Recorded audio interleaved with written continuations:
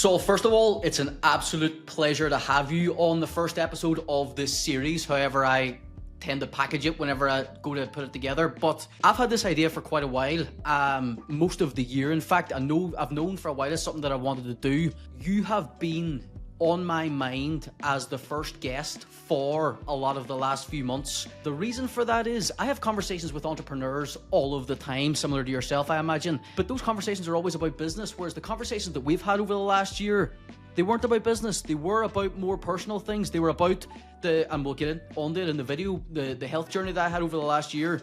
You definitely expressed an interest in that because of sort of similar things that you were going through at the time.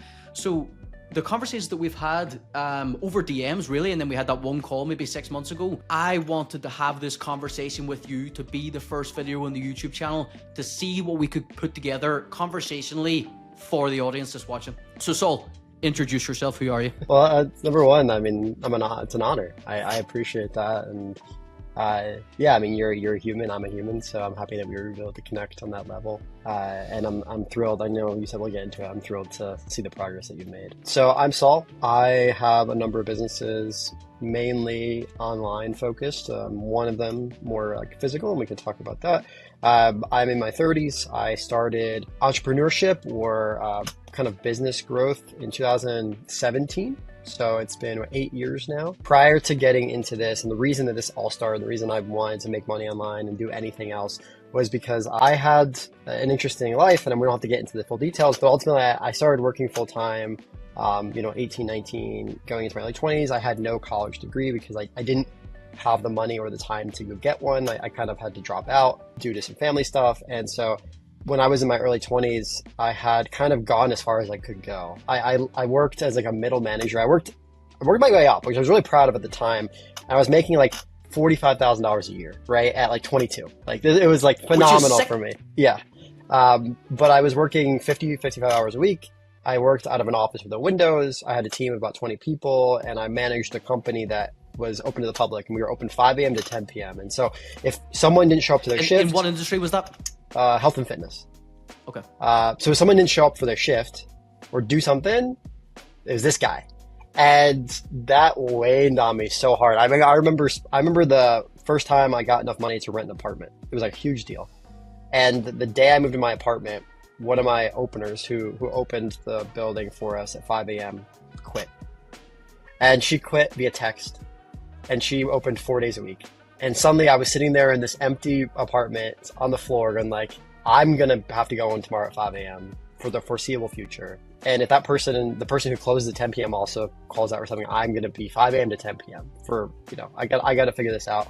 And you're not getting paid any more for this? No, yeah, all salary, right? And so, I was still appreciative of the opportunity and I loved the people I worked with, but it became very real to me that I had a ceiling and I couldn't make more than I was making now without getting promoted by someone who didn't really know me or didn't have any like allegiance to me. They may like me, but they didn't care as much as I cared about me. And when my boss ultimately actually left and I had been told I would be available for this promotion, they passed over me. And so for all those reasons, I was like, I can't just rely on a single paycheck anymore. And also that is an experience that a lot of people in the workplace find themselves in, as in a lot of things are out of your control, and like especially if like the people above you don't even know who you are, especially in bigger companies, you might just be a number to them. It's hard to sort of stand out, to be recognized, especially if in your head you're like, well, I actually already think I'm maybe someone that gets to hear. Yeah. You need someone else to see that vision, which is not an easy task. Yeah. The problem is also like if they tell you they see the vision, but then they don't actually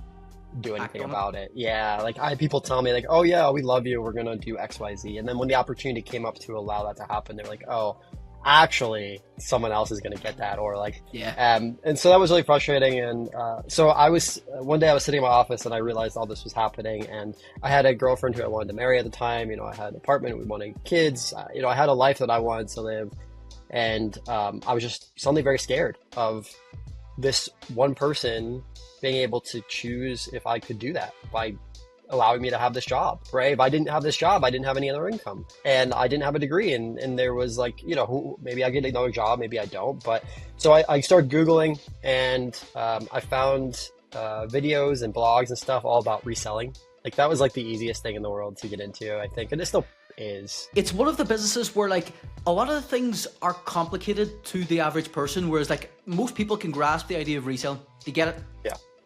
Yeah. I mean, it doesn't take a lot of time or money up front, right? So for me, I was going to thrift stores. I was going to, the Goodwill, which is here. I don't know the equivalent where you are, but yeah, essentially secondhand stores. Like a charity shop kind of thing. Yeah. Yeah. And so I was going and buying used clothes and selling them online. And that showed me that I could make money. I could trade you sold those where? On which platform did you sell those on? I sold them on eBay for here. And I was, I love the treasure hunt of it all. I can't say I love thrift stores and like the kind of griminess sometimes of like the racks and things, but I loved going in and finding like the gem, right? Finding like the $300 jacket that was $10. Like that stuff like just lit me up. And even to this day, there's an excitement in that. Yeah, for sure. And this idea also that like if I just put more hours in, I can make more money, right? Like there was no one up there saying, oh, like we're going to pay you a set amount regardless of how much work you do. Like you put more work in, you get rewarded for that work. And that was super exciting. Which is a mindset shift to what you're used to at that point. Yeah. And that's what I try to tell people now. There's a huge shift that you have to go through when you work. Your hours equal your pay versus your like abilities equal your pay. And so that I did that for like 6 months. And then I started getting into used media. So that's like books and DVDs and video games. And that led me to Amazon. So I started on eBay. I was like, oh, there's this whole other section of the thrift store, which is media. And those are much easier to sell on Amazon. And so I started watching YouTube videos and doing all that. And so in 2018, late 2017 or late 2018, I kind of made the shift and said, hey, I'm going to start selling on Amazon because I could scale this much faster. I could buy more and send it in. A lot of people don't know this, but obviously, I'm sure you'll give me the exact figure, but obviously I think it's like 50 or 60% of the sales on Amazon are from third-party sellers. Whereas like a lot of people believe that when you're buying on Amazon, you're buying directly from Amazon. Not the case. Yeah, and it's rising too. So, Amazon needs us, and unfortunately we need Amazon, but so that was kind of the transition for me to say, okay, I'm going to do this at a bigger scale because Amazon's going to be able to support more volume. And so in 2018, I quit my job. I do want to say one caveat to the story because it sounds like kind of like a nice little fairy tale so far. When I quit my job in 2018 to do this full time, I failed. And I always think that's an important element of my story because I thought I had it all figured out. I was making the same amount that I was making at my job by reselling. Yep. But what happened when I quit my job was suddenly, I'm like a goldfish. You give me an hour to do something, I'll do it. You give me 8 hours to do it, and I'll take up the whole 8 hours. Like I didn't really know how to manage my time. Yeah, but I'm quite like that as well. And that was a really hard thing for me. And so I also, when you're a business owner, you have to invest money into your business for it to grow, but you also have to pay yourself money for your life. And so when I was making enough to cover my old bills, but I wasn't making enough to grow the business because I needed actually more money than I thought. Yeah. And I didn't know how to manage my time. So 6 months later, that experiment kind of failed and I actually went back to work. I just got a sales job. I did that for about another 6 months or so, 6 to 8 months. Was that tough on the ego, or were you just happy enough to, let's get through it? I think there was so much stress that I was having inside when the business was losing money. I wasn't making money and I needed to pay rent. That just then switching to a place where I was able to get a paycheck and still, there was a level of relief, I think, that overwhelmed the hit to my pride. And so we actually did, we left our apartment. I moved in with my mom. I went back to work, kind of stacked all that money, still resold, stacked that money. I actually went back to school, finished my degree. I did all that in like 6 to 12 months. And so by the time all that was done, I left my job again. I had a much better frame of reference of how to do this correctly. And so I've been pretty much unemployable since 2019. I have found myself in similar situations as well, because obviously I've done various businesses throughout the last couple of years, including Amazon FBA myself in the UK. And again, I found myself in similar scenarios where something's going great for a while and then you start to take a dip, and then I've got this lifestyle, can I tone it down for 6 months so that I can get back to here? And it's funny you say that, moving back home, as in obviously over the last year I've moved back home for health reasons, but I've found myself in that scenario as well plenty of times. So there's people that give up and there's people that just keep along this journey until they get to here, and people think it's this, But it's often up, down, up, down. Oh, But as long as you're on this gradual yeah, move trajectory forward. upwards, you're okay. There's a great quote that I love. It's like pride is the most powerful narcotic.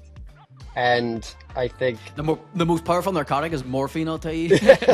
well, you would know, right? I've been finding out. But I mean, I think from the sense of pride is a great tool, but it also can get in the way of us doing what we actually need to do to be successful in the long term. You know, I could have had too much pride to go back to work. I could have had too much pride to move with my mom. And honestly, that would have resulted in mountains of debt. And some people might be listening to this and argue like, oh, you just need to dig deeper and like lock down and go whatever that, you know, whatever that mode is. And I'm like, Yeah. You need to hustle more, bro. yeah, but you know, maybe, but at the same time, you know, you have to make the choices that make sense for you in your life. And there's no shame in those choices necessarily feeling they're going backwards because you're still getting improving. The second time that you left your job, what was different and what did you know then that gave you the confidence to leave it again after it hadn't went well the first time? I had more money saved, so I gave myself a bigger cushion, and I had reduced a lot of my expenses, right? I was still living at home, back home when I did that because I was like, I'm going to do this, I'm going to do it right, and I want to make sure that I have the runway. I also manage my time especially closely. And to this day, I still do. You know, my Google Calendar is my Bible, and so much has changed since then. And it's still the kind of the one truth, where it's like I need to go forward. I need to see everything I need to do needs to be mapped out and planned. And then I also need to have accountability. So I started working with partners, working with team members, getting other people in the community involved, and helping me essentially be accountable to the things that I knew I wanted to do and the things I needed to do, and delegate some of the things that like maybe I'm not the best at or took me too much time to achieve. I don't want to take a whole half an hour of my story, so I'll fast forward a little bit. Essentially from 2019 to 2025, it's going to be a pretty massive leap. So before we go that far, let's not jump 6 years. You know what I mean? So you've got the Amazon FBA business at this point, and are you still selling on eBay at this point, or did you go completely into Amazon here? I'm still selling on eBay, but not as much. I'm not doing clothing anymore. I'm doing more collectibles. I still do some stuff on eBay, and I still did then, but it was more things I couldn't sell on Amazon went to eBay.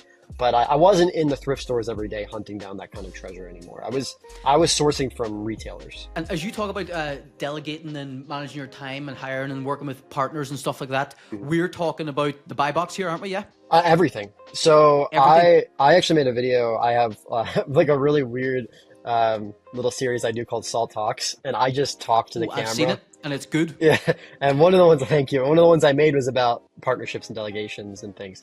And so, yeah, so even my Amazon business, I actually brought my wife in a little bit more, the girlfriend at the time. I ended up marrying her. And Success. yeah, and so I started just bringing people into my world and telling them more about what I do and why I do it. And, you know, they found little ways that they could help. And when someone's relying on you, either financially or because of, you make them proud or because you told them you were going to do something, there's a little bit more of a fire in you to actually get it done. And so that helped on the reselling side. You know, I had my wife start taking some pictures for me occasionally for eBay, and like, I'm not going to have her take pictures of products that I don't list, right? As soon as she does that, I have to list those and sell them, right? I can't make her waste her time. You know, she would help me occasionally box stuff up and ship it. You know, all those just little things that kind of add up. And then to your point on Amazon, eventually I started networking with people in my community locally. So I started finding people. I live in New Jersey, United States. I started finding people locally, and I formed relationships with them online, mostly through Discord or Twitter or Facebook. Little communities. Sometimes I paid for them, right? And I would kind of get access to these like tighter knit places. And that really opened my eyes to what other people were doing, what was possible for me. I was able to ask questions. That was 2018. And then by 2019, you know, I was doing well enough just on Amazon that I wanted to start bringing my community in. I had friends and family that wanted to kind of do my journey. They saw my journey from leaving my job. They saw this idea of not being reliant on just one source of income. And so me and one of my friends named AJ, who I met, who lives in New Jersey, we started a group, as you mentioned earlier, called the Buy Box. And at first it was entirely free. It was literally for friends and family. And which year is this? 2019. 2019. And so we started a group that said, hey, anyone that we know in our life that wants to learn how to do Amazon, we will show you totally free. Just come join. We made some content, made some guides. Like, we want you all to win. And it helps us. The more I've learned, the more I help other people, the more I learn and grow. And so getting people to ask me questions. I'm like, oh, I don't know the answer. I would go find the answer for them, and then I would know the answer. And so for the next like year, that was what it was. It was just like anyone that we knew that wanted to join kind of created this little mastermind group. I find this fascinating, by the way, because in the UK, we did the same thing. So as in like, I first found out about Amazon FBA from a FIFA content creator, and it was like, I got into the content creation and online business space through the video game FIFA. So I had seen one of my mates that, he started posting about Amazon FBA and like the seller toolkit screenshots of his results. And like, I've always been that kind of guy, whereas like, if I see someone doing something well, obviously some people, the reaction would be, if someone's doing well, I'm annoyed at that, or I'm jealous, or I'm angry. Me, I want to find out what they're doing. I want to acquire that information if I can. So straight away, I'm messaging this guy and being like, yo, I don't know what the fuck it is you're doing, but teach me about it, because I wouldn't mind earning a couple of grand on the side here. And it's funny that over that next year or so, any of the FIFA guys that kind of wanted to get involved into the Amazon FBA scene, we kind of brought them on board, because we kind of knew that like these people were successful in this industry, and it's like we kind of knew them already as like, right, these people work, you know what I mean? Mm-hmm. So it was like, let's bring anyone we can in here to help us build. And it got to the point where like there was almost like an infiltration within the Amazon FBA UK community of these FIFA content creators coming in, because it was like 10 of us at one point. That's great. And that's exactly right. I mean, you surround yourself with like-minded people, and, you know, rising tide raises all ships. And so I think, you know, you have to eventually be a little picky. You know, the wrong person can kind of mess it up, as far as like, they have to be somewhat serious at the end of the day. And that's all it was. And I think we got 50, 60 people in there at one point that were just like, quote unquote, hustling with us, learning, and doing it's Amazon. Still free at this point? It's still free. It's free for like maybe 8 months, but it kind of started to get too big. We started getting approached by other people, other groups, and they're like, hey, we want to add, like we got approached by people that were running paid groups doing something totally unrelated, like doing some like drop shipping or something. And they're like, we want people in our group to learn about Amazon. Would you teach them? One of the groups in particular, we said, yeah. We liked the owner, we liked what they were doing, and so we actually joined their group and became like the Amazon FBA section in their group. The problem was that within a year, we became the biggest section of that group. So like the main part of the group was, let's say, dropshipping. Our section actually outgrew dropshipping, but we were within the dropshipping Discord. So then, what was the financial incentives for you to join in their group? As in, do you guys get a percentage of that on the Amazon side? They paid us a flat, I think it was $800 a month. So that was the first step from like free coaching to you're getting some money for your information. We got $800 a month, and that was full time. I wouldn't say like 40 hours every week, but you know, and to this day, for $800 a month, it was a lot. It was a lot. It was a lot of hours. I was like, every message that came through, I had notifications on. Every support ticket I was answering. We would do like, you know, one-on-one calls, get on a call with people. It was just like, I loved that so much. And the fact that someone was willing to pay me for it, I was like, this is like a dream. Like, I love doing it for free. It's another evolution of like getting paid, like find out that you can earn money from reselling is one thing. Find out that like the consulting, the coaching side of things is in like someone's willing to pay you money simply for your expertise. Like that's a level above that. And there's a lot of imposter syndrome that comes with that. You know, I think, you know, you mentioned earlier this call, like the human behind the voice. Like, I think there's lots of people that probably have imposter syndrome that don't talk about it, but I think it's a very real thing, and I get it all the time, right? So yeah, great. I'm doing $30,000 a month in Amazon. What gives me the right to pay, like to charge someone money for me to teach them? Like, there was a lot of that too. And that's why I felt like low ticket, or like, you know, $800 a month for everyone. I felt like, okay, like no one's going into debt for this. Like, if you all, you know, you're all paying $30, I'm okay with that. But it got so big that we actually had to spin off and launch our own group. And so in late 2020, that's when the official Buy Box launched. And that's when we had our own group. And so that group still exists today. And this is post-COVID. Amazon FBA is kind of becoming, well, starting to become it's popular pretty much at a this monster. point. Any kind of online business model is becoming quite popular at this point. But Amazon FBA definitely, because that's when I would have started, sort of 2020. And it was massive at that point. It's a bit of a monster. And so, you know, day one, I think within the first week, we had 500 people that had joined. Like it was $50 a month. And it was just like, people couldn't get enough of Amazon. Started with you know, AJ, who I said. I mean, if you do the math on those numbers compared to $800 a month, it's a different beast in its entirety. You know, it was wild. For the next year, I ultimately, you know, and we didn't even talk about the other business. So over this period of time, I'm still running my Amazon business. I bought a house because of Amazon in 2020. I have the buy box now, but then in 2019, I also joined a D2C brand that sells on Shopify because I took my knowledge that I learned from selling on Amazon, found someone that was already doing it on Shopify that was kind of small, and said, I want to help you grow. And so I started doing that for free. There's another, like, kind of my theme here. Like, I'll just do anything for free if I can learn along the way. And so I offered to help them grow their brand for free. And so I did that for 6 months free, and then eventually they started paying me to help them.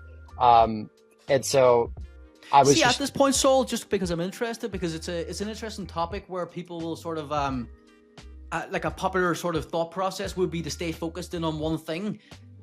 What was the decision? They sort of split a couple of different ways here. Was it just that you felt like you wanted to explore that creatively, or? I think personality-wise, I think some people do have to quote-unquote lock in on one thing only, and that's how they're going to explode it. I think for me, I actually excel when I can context switch. So when I'm doing something and I can take what I'm learning from the A pile and then apply it to pile B, and then when I'm learning in pile B, I can apply back to pile A. That has helped me so much in life. Otherwise, I'm not going to say I get bored, but I do start to, my time gets less optimized. I'm not as efficient. So I need to like put little buckets and be like, for 2 hours, I'm going to do Amazon. And then for 2 hours, I'm going to do Shopify. And then for 4 hours, I'm going to do, and I don't necessarily block it up that same way, but my brain, that the way it has formed is just being able to kind of context switch amongst those things. They all get better because of it. And so I always keep it in the ecosystem now. And so you'll learn by the time we get to 2025, there's actually 6 companies now that exist, but they're all in the same ecosystem. They all spun off of one another. And some of the people that I work with like overlap. And that's what's. So you're remaining in one sort of domain at least? Yeah. So if you think about it, I started in Amazon. I started in eBay, but you know what? I started reselling. I learned Amazon to the point where I feel comfortable enough to help other people. Okay, great. So now I'm helping other people. That's kind of business 2. So I have business 1, which is my business. Business 2, now I'm helping other people. At the same time, business 3 is starting to form, which is, well, I'm learning a lot about ecom. I'm learning about operations and logistics and selling. I'm learning about community and education. Well, now here comes this D2C brand who needs help logistically, who needs help in community. And I'm like, well, I'm happy to try to help you do that. So now there's this third element that I can take the other 2 and pull it into. So by kind of late 2020, there's these 3 separate entities that are kind of operating. Now, I still pay my bills in Amazon. I try to pick one that's my cash cow, one that I can say I can rely on, and then the other ones allow me more freedom to play around with, not be as worried about financials until they get to grow. And I usually use about $1,000. If I can make $1,000 profit in like 60 days, so 2 months on any new thing, I find it viable enough to say, okay, should I take it seriously? That's kind of my threshold. And so by 2021, now I have these 3 things. They're all kind of chugging along nicely. I start hiring team members. I start hiring staff to help me with all of them, because what I've learned is I will burn out. And I think sometimes people get so angry at the word burnout. Like, it's 100% a real thing. I think some people are like, they don't agree. Sure. But for me, at least, it was a real thing. And I wanted to quit at least one of them every year. Like, there was every year I'm like, I'm done. I can't do this anymore. And I always had a partner or someone be like, no, okay, listen, I will take some. Does it change? Is there different businesses at different times where like this business right now is just not for me? It does change. And it depends, like, what's the biggest thing on my time? Did I not expect it to be that way, or did something happen? And then I try to go like really hard on it for a few months. And if I can't fix it or I can't change the dynamic of it, then I'm like, get overwhelmed. And it doesn't happen anymore, fortunately, because I do have now a team and delegation in place to allow more space, but definitely happened back then.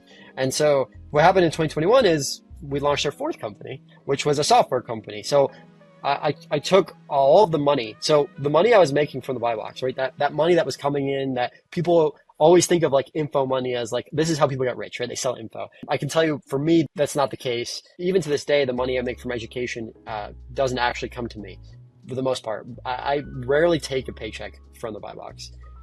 What I do is I take that money and I invest it in other ventures. This case, we took that money and we started building software. And we started building software for Amazon sellers because we're an Amazon seller. I wanted something that worked for me. I'm at the time and still am was really into Amazon to Amazon flips, which we could spend a whole call on. I know that's what this call is and for. by the way, for context, you are the pioneer of, by the way, especially on the US side, because obviously a friend of mine, Owen, who I think you've had conversations with before, the Irish Amazon FBA seller, one of my best friends, and again, one of the people that I brought in from the FIFA side to the Amazon FBA side. He would be known in the UK scene as like the Amazon to Amazon guy. And I've always, because this is where I would have heard of you first probably, is Amazon to Amazon. If we're talking about America, we're talking about Saul. Yeah, I appreciate that. It's a different beast over across the pond, right? But and most people weren't doing it at the time, or at least I hadn't heard of anyone doing it at the time. And maybe even to this day. Yeah, it's one of those, like, it existed for a long time. Even before I knew what Amazon was, people were doing it. It's still, for some reason, slept on and just not a model that a lot of people use or want, like, or think they can use for scale. Yeah. But so in 2021, we built a software just for Amazon because I started doing it in 2018.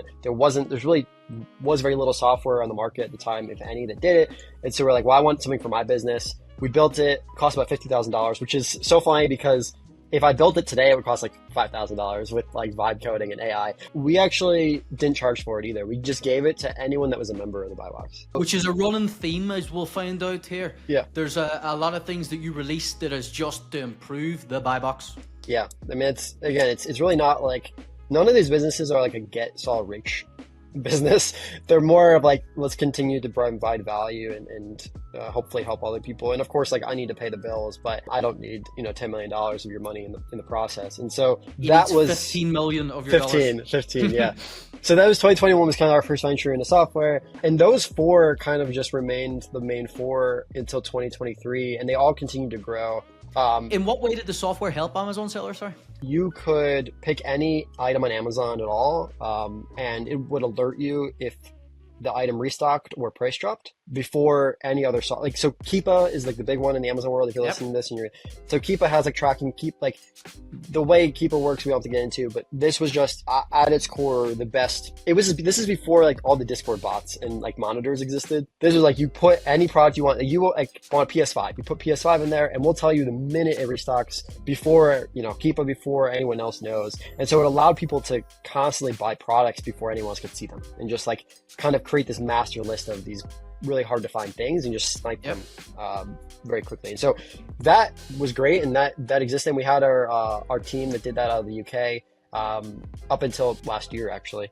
And so those four kind of existed. And by the time 2023 rolled around, just to give some numbers, so people don't think I'm a total like loon, I think that in 2023 we were combined, it was probably just over 2 million. Yeah, somewhere like the 2 million range combined for those businesses, maybe 2.5. And would that have been a big jump in 2023? Like, is there a year where it's like 2024 a real jump? 2023, 2024, 2025. These last 2.5 years have been our biggest jumps. We were at, like, I was kind of at this million point starting in 2021, and then from 2021, 2023, million to 2.5. I'll just fast forward and I'll go back, but in 2025, we ended the year at 8.5. So if you think about that, which is incredible. Jump, and first of all, congratulations, that's incredible. Thank you. So you think about insane. That jump. You know what I mean? That is impressive. There's a large jump that comes with that. And so in 2023, launched our fifth business, and that was our prep center / 3PL. So once again, another business that benefits Amazon sellers.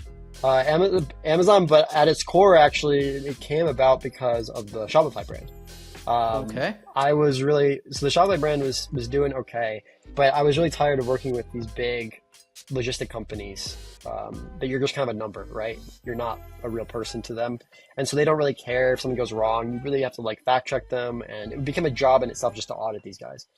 And so we worked with a few big ones that had raised so much money, and I just didn't like them. And so I convinced the other partners in that business to let me open a warehouse. I already had a warehouse here, but to let me essentially do all the logistics for that brand. And so we started that at the end of 2023. And so I still do that now. So that business grew. So now we do all of our Shopify company. We do another Shopify brand, and then we do very select Amazon. We do obviously do my Amazon. We do a couple of my close friends. I really don't want to be an Amazon prep center.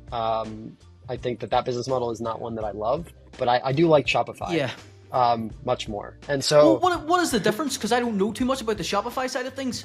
So Amazon, Because obviously with Amazon FBA prep centers, usually the income is like a fixed fee per month and then maybe a fee for every unit.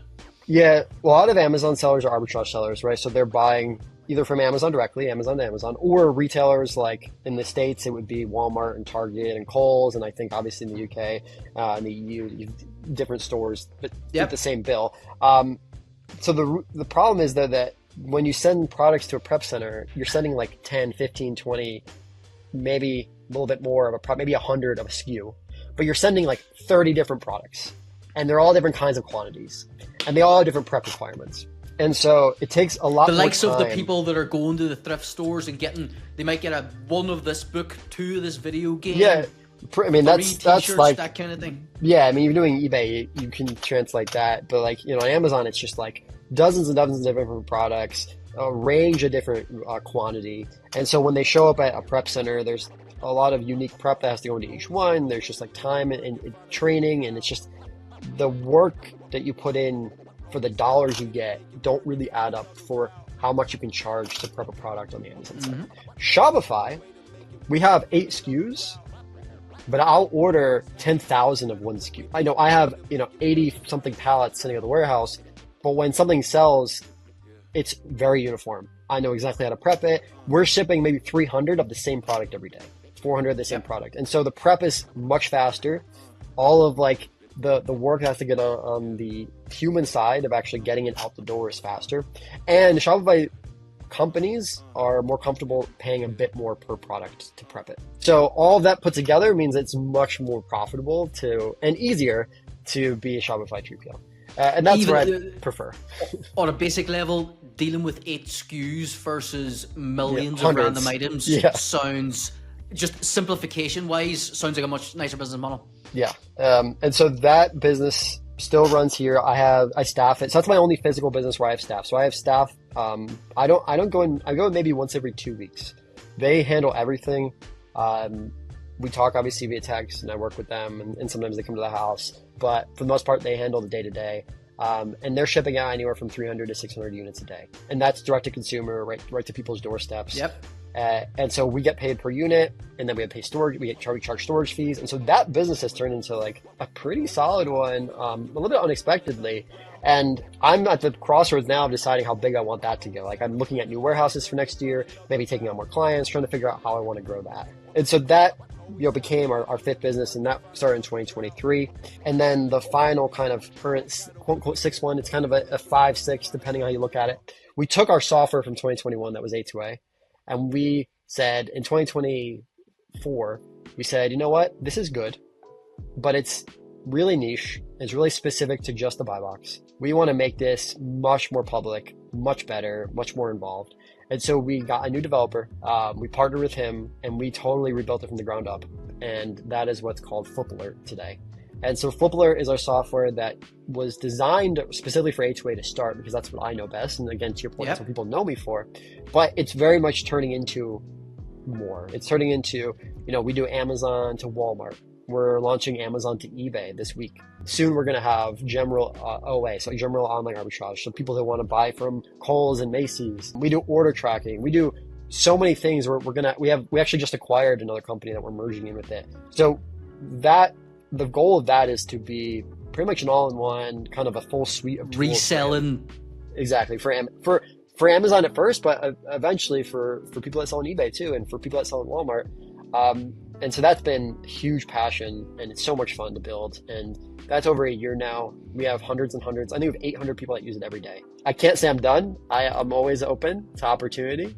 But as I said, next year we'll do probably somewhere between 12 and 15 million. It has afforded me the life of not being wealthy, but also of not worrying about how to put food on the table. My wife, we have a son now. He's a year old. Congrats. Thank you. My wife can stay home with him. I retired my mom. Congrats. These are massive achievements here. There's so many things that I've been able to do, but if you look at the trajectory, it wasn't an overnight success, right? I mean, this took failing and going back. This took multiple different kind of companies for me to bounce around and still do. It took a lot of partners. Almost everything I do, I have some other partner I do it with. I have staff. There's 60 staff across these companies. There's a lot of like lifestyle entrepreneurs out there. You're very much not one of these, as in like you're building very serious businesses here. There's a longevity there that a lot of people can't have, whereas in like, look, you might not be the multi-millionaire in your personal income now, but as in like you're building towards something that could be monumental versus like having all the cash now, spending it all now, and you're fucked for the rest of your life. Yeah, depending on how you do it. I think my plan has always been be set financially through acquisition and for sale. So I've never, I do obviously pay myself, but it's, as I said, it's not what people would probably expect if they look at the numbers, because my goal is, I want eventually to sell, I want this D2C brand to sell for $20-30 million. Mm-hmm. I'd love the software maybe eventually to have an exit. Those are the kinds of things that are going to allow me to quote unquote like retire myself. But in the meantime, when we're making money, it's just funneling back into growing these and providing more value. And to your point with the buy box has changed so much. It used to be just Amazon. Now we do Amazon, we do eBay, we do Whatnot, we do Walmart. I seen you tweet about Whatnot the other day, and like yeah. Whatnot's something that I'm only finding out about these days because I've like recently got really back into Pokemon cards. Well, like everybody else had recently got back into Pokemon cards. I actually recorded with Josh yesterday, and I was saying to him, I got back into Pokemon in 2019. If I had have kept buying Pokemon cards 2019, 2020, 21 through here, I would not be recording these videos. I'd be chilling in fucking an island somewhere, you know what I mean? Because Pokemon is going crazy right now, and Whatnot is where I heard of Whatnot through that, but obviously Whatnot's much bigger than just Pokemon cards. So tell me a bit about Whatnot. Yeah, I mean, Whatnot's been around for a while. People, I think, are just it's finding its groove in certain niches. But I had my first Whatnot show in 2022. It really started actually as a platform for Funko Pops. And what it is it's a live selling platform. It's a live selling platform, and I think people are probably used to that. They see TikTok and they see Instagram does them now, but Whatnot almost, I won't say pioneered it, but they really pushed the envelope as far as what you see on Instagram, TikTok, and even eBay. Some of them are feeling the pressure from Whatnot. Whatnot is almost entirely live. So you set up a show, you hopefully develop an audience. You ideally can bring an audience with you if you have one already, but you don't necessarily need one. There's thousands and thousands of people that use the site every day. And then you go live, you ideally have kind of a list of products that you're already playing. So like, I have this G.I. Joe here.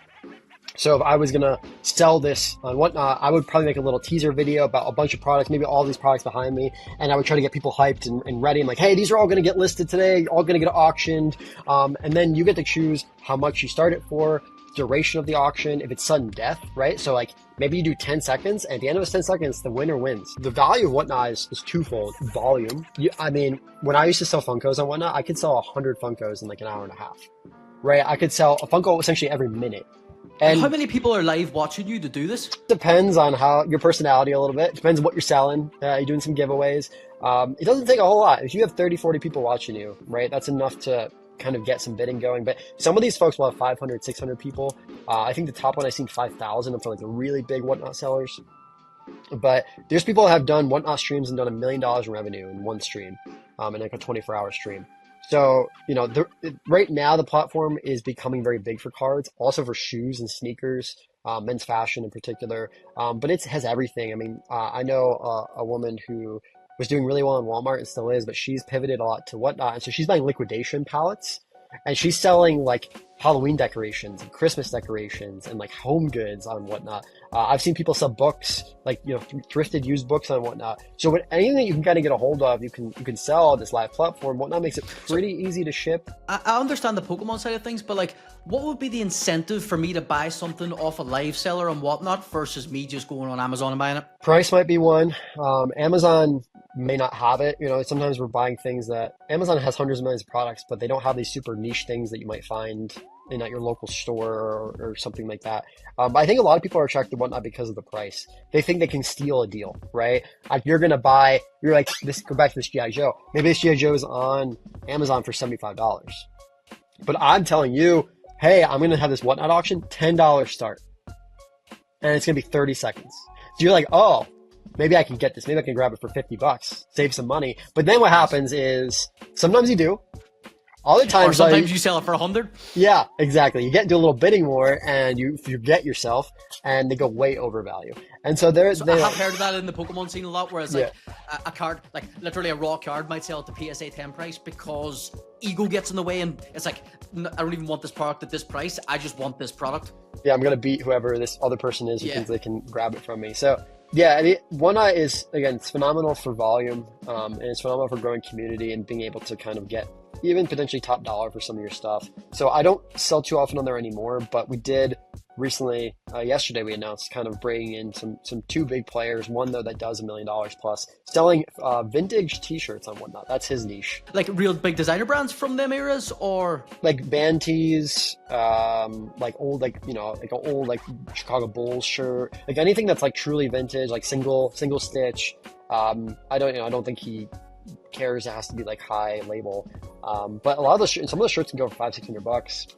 You know, just because they're hard to find. Yeah. Like Grateful Dead shirt, he'll go back to the 70s, 80s. So that's kind of his jam. So yeah, we're making that group a little more ecom general, because you know Amazon's great, but going back to what I want out of it, I want people to feel like they can find a stream of revenue that is not just their job. I'm never a big pusher. People have to quit their jobs. I think you can do both, but I just want to give people options, so that no matter what they want to do, we can help them, you know, make the extra $300-400 a month, because that's life-changing money for so many people. I am actually going to read something to you. I don't know where I found this, but this is on your messaging somewhere, and your messaging is, my main mission is to help others find some financial breathing room, may it be to pay off your car, student loans, grocery money, or make a career, which is a noble mission, and not the mission that a lot of online entrepreneurs have, because a lot of online entrepreneurs, their main mission is a Lamborghini and a Rolex.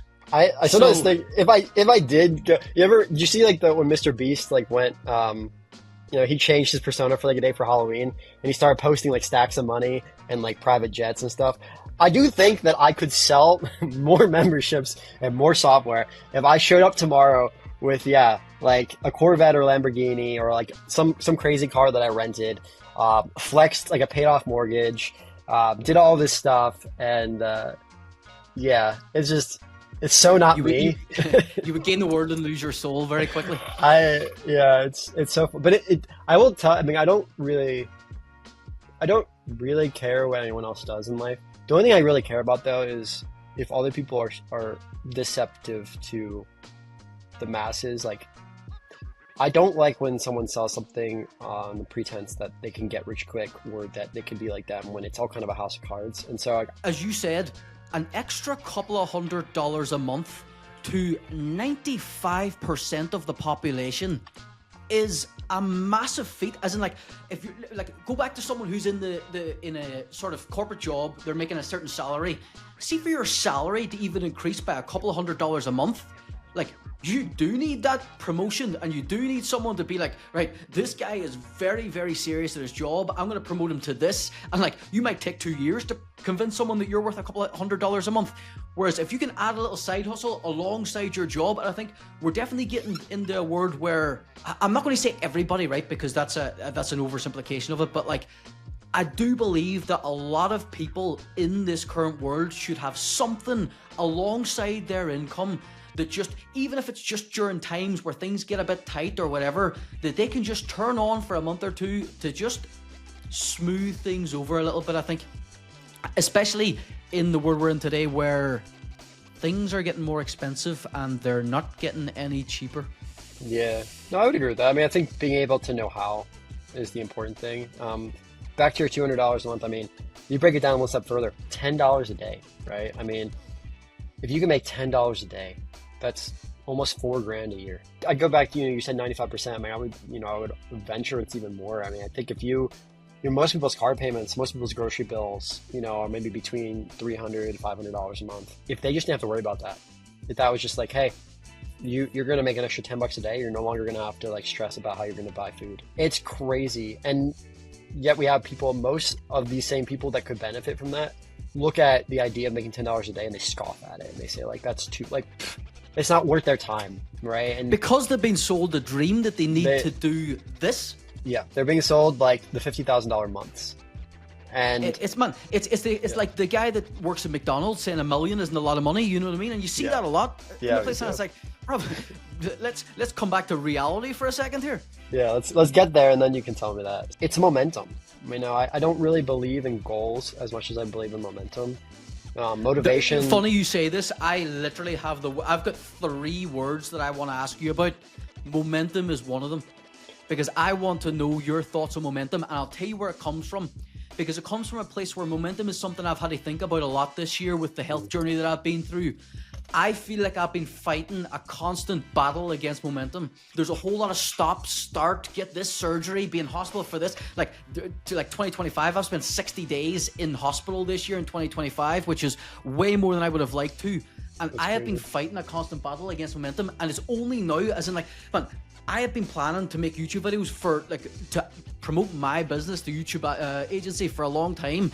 Only now am I physically capable of sitting down and doing that. I feel like I'm about to go on a run. I've got the wind behind me instead of I'm struggling, and it's like, this is my run of momentum. And like, I've been here before in different industries, because obviously, like, when I was doing the FIFA, even when I was doing the Amazon and was doing other things, it's like, I know what it feels like to have that momentum behind you, and it's like, things are so much easier, but to get off the ground and get momentum from start is very difficult. So Saul, talk to me about momentum. Oh, I mean, you did it. I mean, you talked about it so much, I think. That's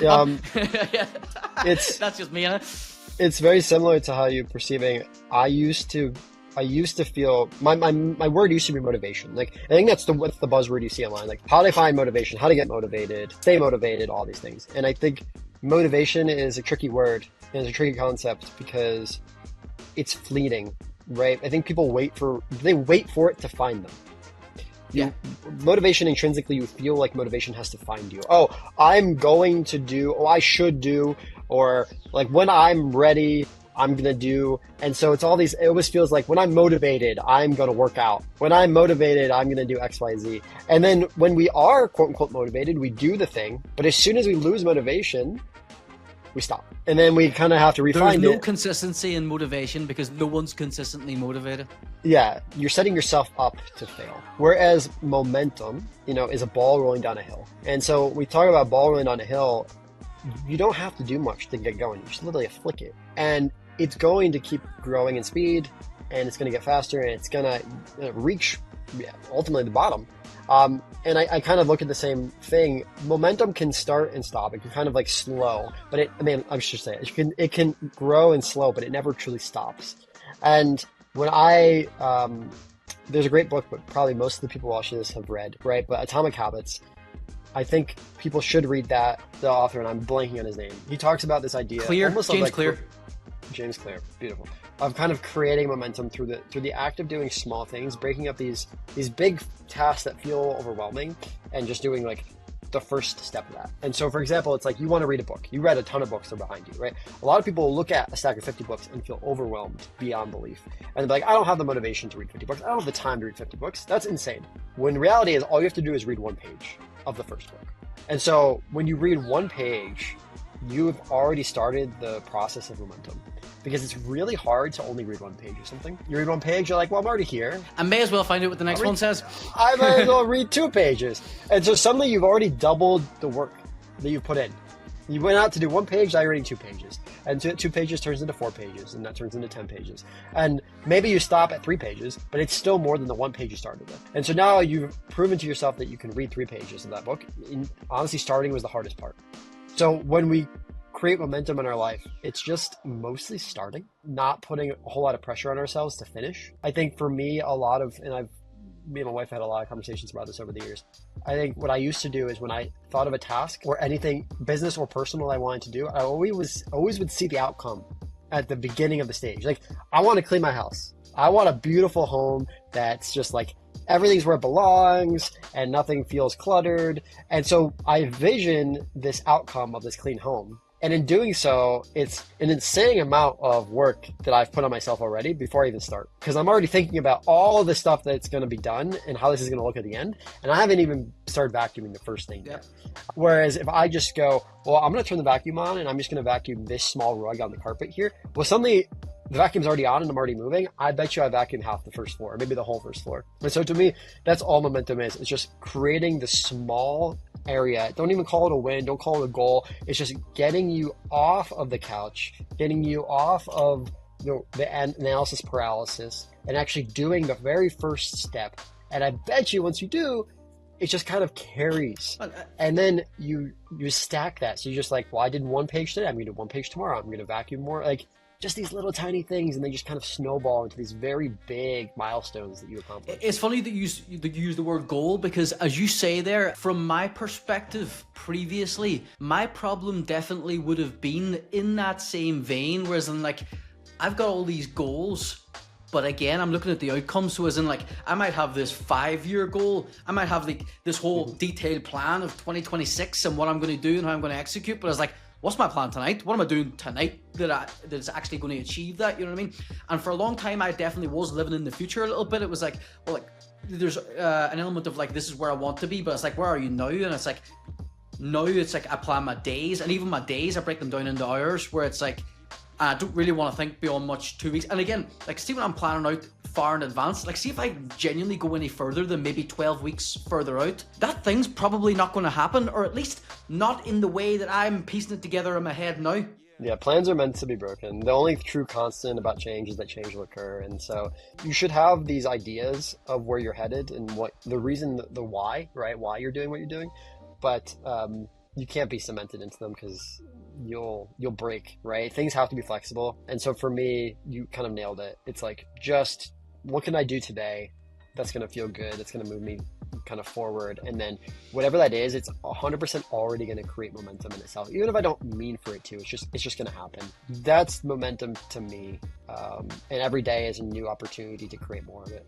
And as we talk about plans for 2026, you did say that not the objective, but as in you can see yourself falling in and around the 12 to 15 mil revenue across the companies.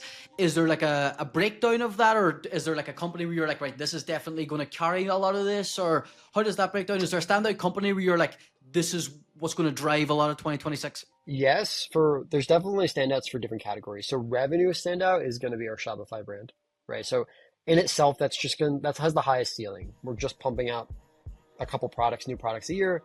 We have an audience. We have a really great fit. Like, we have a lot of momentum there with paid ads, all the things that we've already been doing. So that is going to be probably like the 8 to 9 million of that, which is considerable.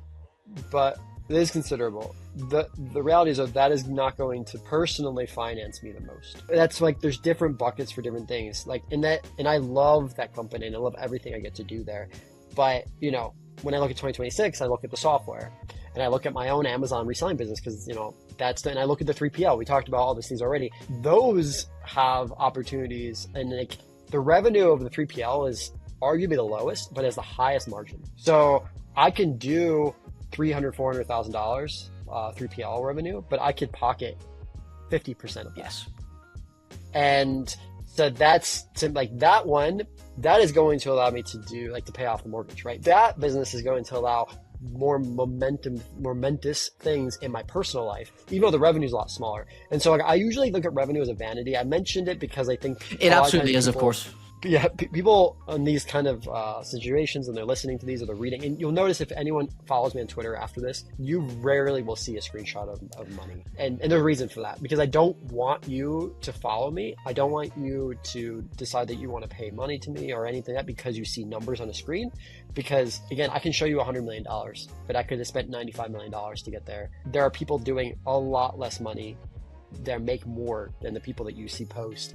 Because revenue is that vanity. It's kind of what goes on behind the scenes. What is the process to get there? What is the scale and the solutions they're putting in place to do it? What is the lifestyle? Like, maybe some people working 5 hours a week are doing $1 million a year versus the person working 60 hours a week doing 2 million. Like, which would you rather be? And so a lot of that goes in. And so I don't really want to play that game. And so for me, yes, that number is cool and it's big, but there are goals tied more to the tangibles. How is it going to affect me? How is it going to affect my family? How is it going to affect the future of those companies that are more important to me for next year? There's a lot of thinking going on with a lot of your businesses. Is that something that's kind of always happening, or is that kind of like an end of year, starting a new year thing? You seem to be sort of putting plans in place mentally, at least, for where each of the businesses are kind of directionally going? You just naturally, your end, you kind of do a little bit more of it. Some of them are also forced perspectives because, like, for example, my warehouse lease is going to come up, right? So it's forcing me to think about certain things. With the software, we do a monthly we're kind of having these conversations very routinely because we are kind of still a startup in that regard. So things are changing quite rapidly. Yeah, exactly. We're hiring. I mean, we started 2025 with 1 developer. We're ending 2025 with 3.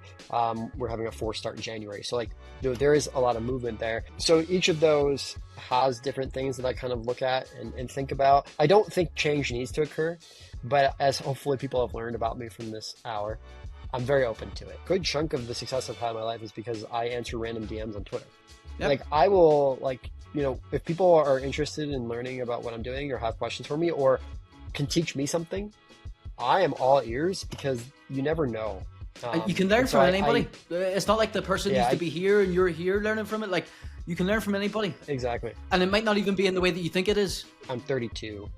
My big plan is I'd like to be work optional by 40.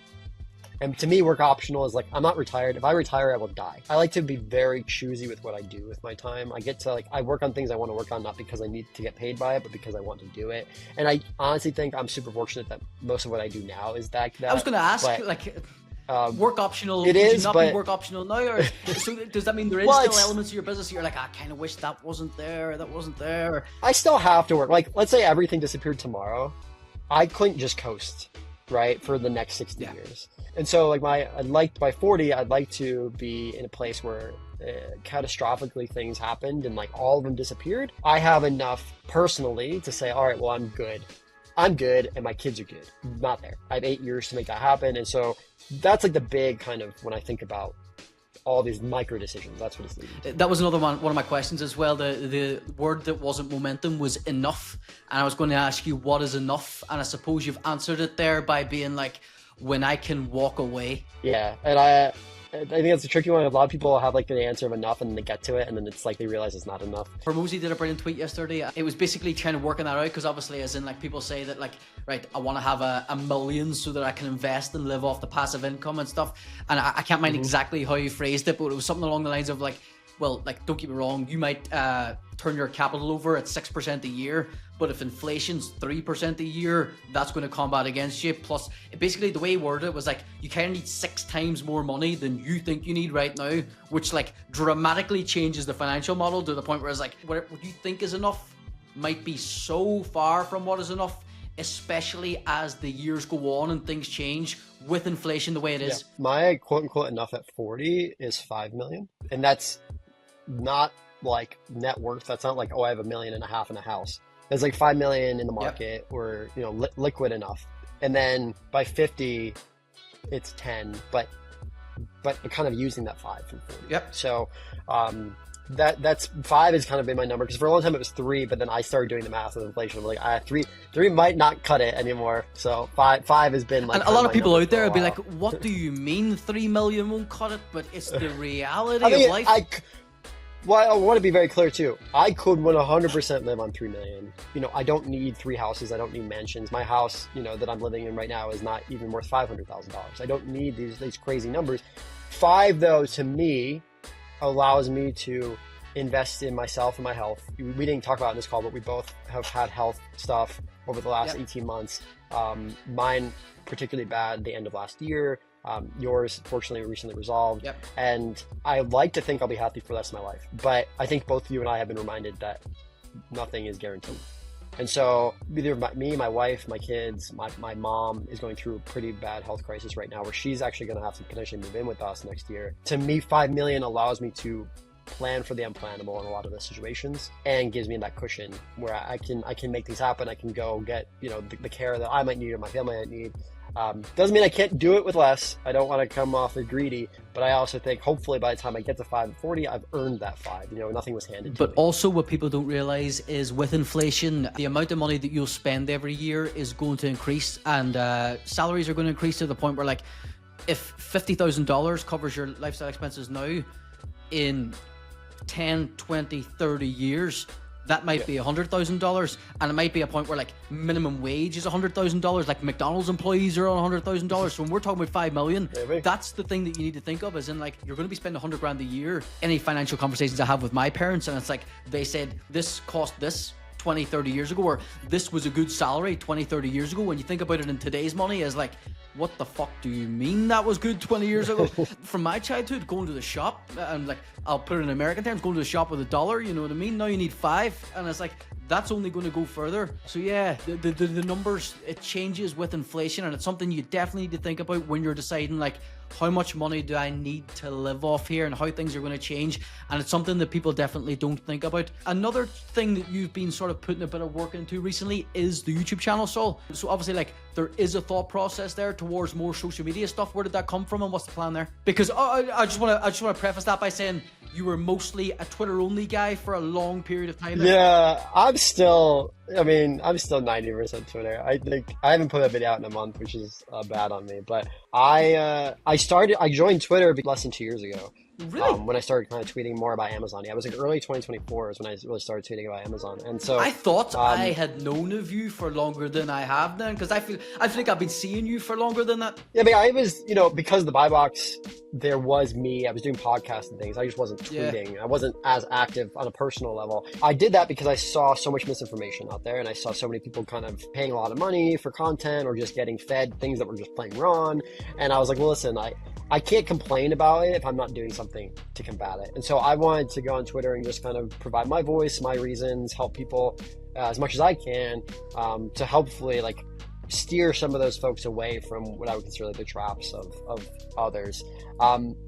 Twitter's still great for that. I love Twitter because I can tweet from the bathroom, right? Like I can do it anywhere. I don't have to make content. I don't have to show my face. I can just like use my thumbs and put a message out there. And I've loved every minute of that. I don't plan anything. It's all from the hip.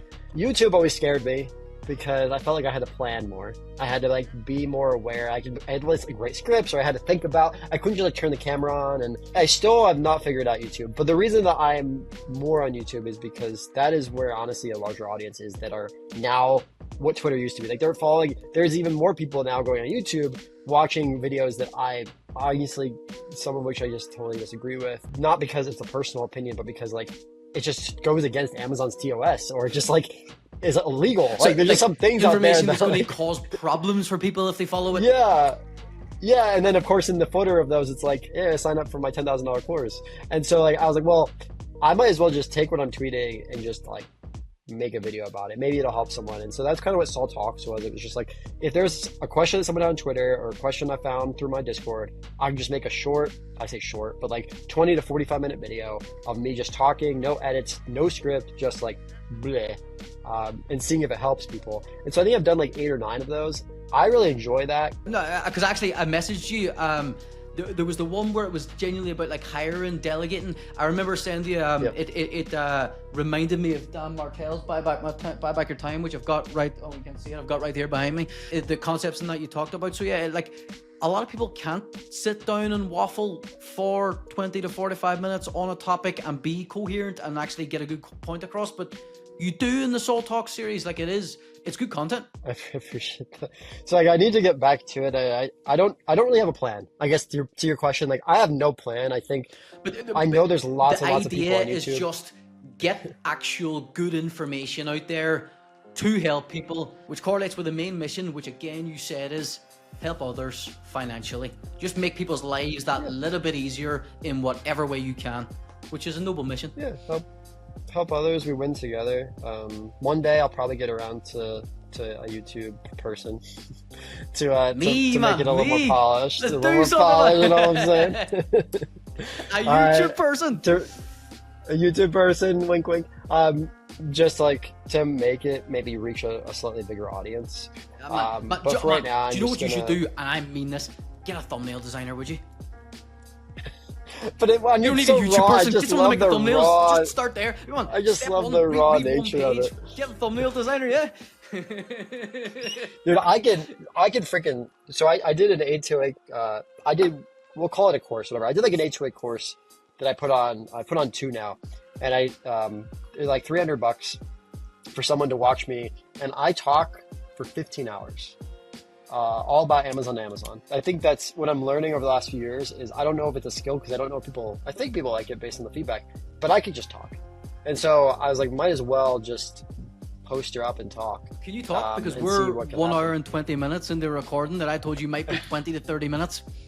I told you in the beginning I can yap, so yeah, we can wrap it up. But that's I do want to get more involved in the YouTube community and just more on there. And I don't know how serious I'll take it or when I'll take it seriously, but if people have things they want me to talk about, send me a message on Twitter, put it on a comment on YouTube. Like I read them all. If there's a question I can help with, I'll just make a video on it. So again, Saul, your YouTube handle for those looking for you. So YouTube, actually, this one you're gonna cringe on me. It's not even under me. Yeah, it's under the buy box. Change that. So it's under the buy box, which is our group. I just kind of make content under there because they already had like 600 subs. People already were like, look at that. I was like, this kind of makes sense. I probably should make one more for me. Then on Twitter, though, that's where you'll find me like daily, and that's at Saul Sells Stuff. And that's like my main socials. I'm barely on Instagram. I don't really understand it. Excellent. Saul, an absolute pleasure. Again, there was no one I considered to be the first person on this other than yourself, based on the conversations we've been having recently. I appreciate the interest and concern you took in my health over the last while. Obviously, based on the stuff that you were going through yourself, I appreciate you jumping on for this conversation. I feel like we've done it justice, you know what I mean? Because I have been thinking as in like, I would like one of our conversations to exist out there somewhere. I'm happy that this is the conversation, and I feel like it's came at a good time. So look, thanks for jumping on. Check Saul out, and peace. Thank you. Bye, guys.